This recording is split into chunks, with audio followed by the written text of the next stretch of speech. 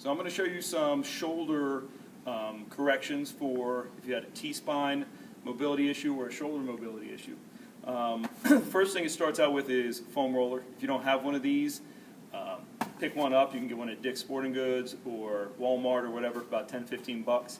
If you get an option, buy one that's a little more firm.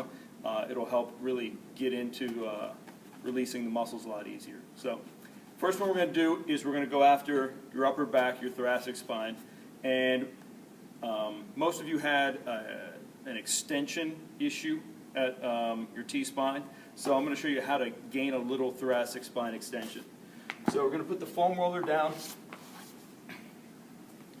You're going to have it just at your mid to upper back. You're not going to have it on the lower back. You're not going to have it on your neck. You're going to support your neck so that you're not having to strain to keep your head up. You're going to keep your elbows up. And what you're going to do is keep your hips and spine in neutral. So you're going to keep your core a little bit tight. And you're going to roll through your upper back, back and forth. You might feel the muscles get a little bit looser as you do this. You don't want to strain. You want to relax over this, okay? So you're not doing a sit-up or trying to crunch. You're just rolling over the area. Then after a couple of minutes of releasing, I want you to just relax your arms back. Keep your core in neutral down here. Take a deep breath in. And relax back over the foam roll to try and gain extension. Don't drop your hips to gain extension. We don't want lower back or lumbar extension. We want your upper back to have to extend over the foam roll. Do that for about 45 seconds to a minute, and you can repeat it 2 or 3 times throughout the day. Good? Okay. The next one's called a sunrise. And what we do is you're going to lock your lower back into place by having your top hip flexed above 90 degrees. And that's, as we rotate, that's going to keep your lumbar spine from rotating too much. It's going to make most of the rotation be up at your thoracic spine. So then you're going to have your bottom hand palm up out in front of you and put your other palm on top of that one. So that's our starting position. The bottom leg is down straight. And the first thing you're going to do is flip that top hand, palm up. And then the concept is that you want to try and maintain as much contact with the back of this hand and forearm to the ground the entire time. So I'm not going to do a great job of it. But what you want to do is breathe and relax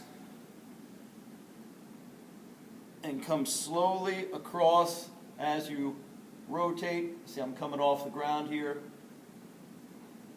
Try and get it to stick to the ground while maintaining contact with your foam roller on this side. And then when you come out to where you're in this T position, flip your hand over and come up your back. Try to keep the shoulder back. If you find a spot that's restricted, breathe into it. If you're out here in this position and you find a spot that's restricted, internally and externally rotate your hand and breathe to get it to relax back. And then slowly come back to your starting position. You'll do about 10 really slow reps of that. You should find with each rep that you get an improvement in the quality and range of motion of the movement, and you'll make sure you do 10 reps on both sides. It also helps T-spine rotation and shoulder mobility.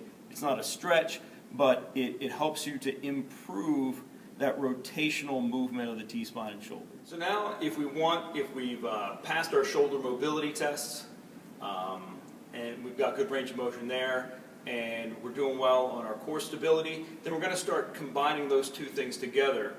And I'm going to show you 2 exercises that help bridge that gap. So we're going to start in a plank, push-up plank position. We maintain neutral spine. You can widen your feet a little bit. And all we're going to do from here is we're going to emphasize integrating the core with shoulder mobility and stability. And we're just going to rock back into a yoga push-up, kind of downward dog. And we're going to drop the hips back into the neutral spine. So I have to flex my shoulders all the way up and come back down into a neutral core plank position. Now, if we want to integrate lower body work in with the core stability, then we put a towel on a slick surface, wood floor, linoleum, kitchen floor, things like that. You're just going to put one foot on the towel. You're going to get into your push-up plank position, and what you're going to do is, without rolling or hiking up your hips, you're going to flex your knee up to where it touches your forearm and go back down.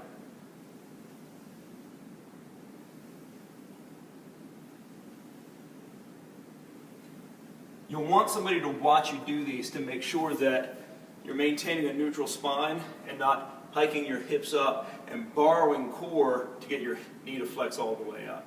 And you'll want to do a few sets of 10 on each side, but remember, technique is the most important thing. Don't try and feel the burn on these or do these like you may see on some core exercises. This is really all about using your core to stabilize while having shoulder stability and hip mobility.